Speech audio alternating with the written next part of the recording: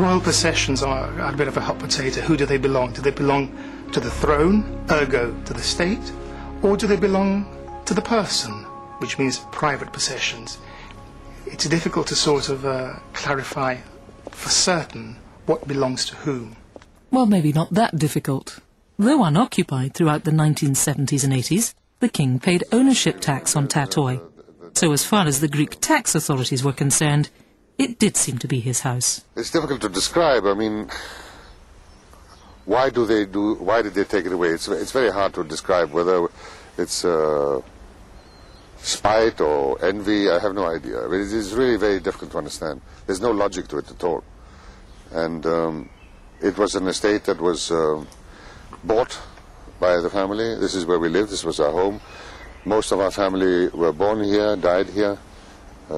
My son, our son was born here. I'm trying to figure out which room was it. He was born. Was it over there? One of the rooms up there. He was up there, was it? Yeah.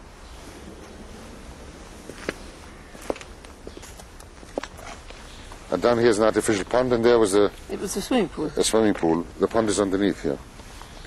And there's the swimming pool, which was a massive failure. Your parents built that, no? Yes, it wasn't very good.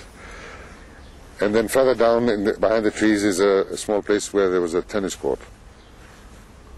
It's very thick. All this, you see, all these things, my father used to come out in the mornings every day of his life and clear all the undergrowth so you could see quite far away.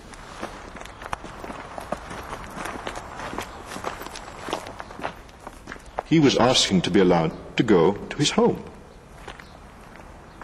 to use his property, not as a palace, but as a private residence.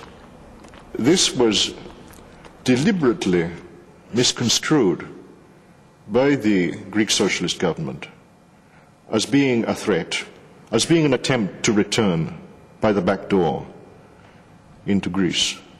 And no amount of assurance by the king that that was not his intention seemed to be able to move them.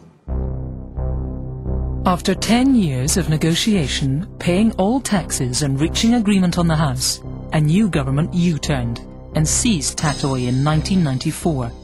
The royal family was stripped of passports and had to apply for Greek citizenship. King Constantine's patience finally snapped. He went to the European Court of Human Rights. I consider it the greatest insult in this world for a Greek to be told that he's not a Greek, or that a Greek to be told that he has to apply for Greek nationality. I was born Greek, I am Greek, and I will die Greek. And there are certain things that every human being will not go further. You cannot push an individual further. And that's my limit. I was born in my country, I served in the Greek armed forces, I paid Greek taxes, I won a gold medal for Greece, the first gold medal Greece has ever won in any sport in 50 years. And I became the head of state of Greece. And I think that anything beyond that is totally nonsense.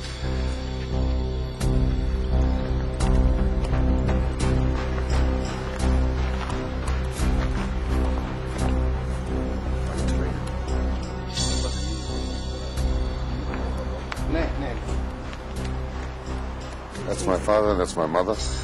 And these wreaths, I brought them here in the beginning of March, because it was the 40th anniversary of my father's passing away, and I had a memorial service, so we put the wreaths here of my family and my sister's family from Spain, and now they'll have to clear them all away because they've all looked rather sad. After long deliberation, the European Court ruled that the human rights of King Constantine had been violated. Tatoi was his. But he still didn't get the house back, because the ruling allowed for compensation to be paid, rather than returning the king's seized property.